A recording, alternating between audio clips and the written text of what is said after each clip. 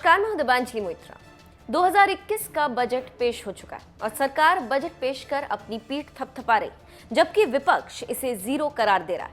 इसी बीच सरकार ने कुछ बड़े और बोल्ड कदम भी उठाए, जैसे कि कई अपनी बड़ी कंपनियों को बेचने का निर्णय लिया। तो इस बार इस बजट में किन किन कंपनियों को बेचा जाएगा, इस बात का ऐलान सरकार ने कर दिया।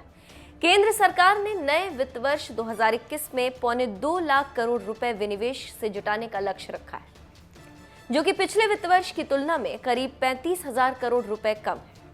पिछले बजट में सरकार ने वित्त वर्ष 2020-21 के लिए 2.1 लाख करोड़ रुपए विनिवेश के जरिए जुटाने का ऐलान किया था।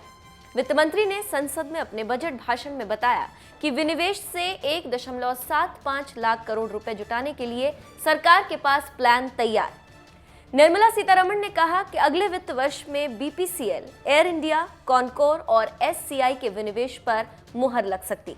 इसके अलावा वित्त मंत्री ने कहा कि एलआईसी का आईपीओ अगले वित्त वर्ष में लाने का प्लान, साथ ही इसके अलावा आईडीबीआई में विनिवेश होगा। इसके साथ ही साथ शेयर बाजार में तेजी को देखते हुए केंद्र सरकार कुछ सीपीएसई में हिस्सेदारी भी ऑफर फॉर सेल ओएफएस के जरिए बेच सकती। वहीं अन्य प्राइवेटाइजेशन डील्स भी वित्त वर्ष 2022 तक पूरा होने का अनुमान।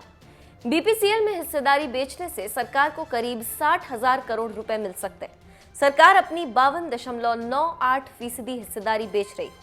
बीपीसीएल देश की दूसरी सबसे बड़ी तेल कंपनी और इसका बैलेंस शीट बेहद मजबूत है। कंपनी हमेशा मुनाफा कमाकर सरकार को देती रही।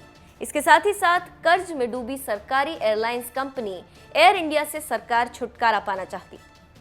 सरकार को उम्मीद है कि अगले वित्त वर्ष में सरकार इसे बेचने में सफल रहेगी। वित्त मंत्री ने कहा कि अगले वित्त वर्ष में सरकारी इंश्योरेंस कंपनी एलआईसी का आईपीओ लॉन्च करने की तैयारी। एलआईसी में हिस्सेदारी बेचने के लिए सरकार को कानून में कुछ बदलाव करने की जरूरत है। सरकार एलआईसी में अपनी 25% हिस्सेदारी कम करेगी।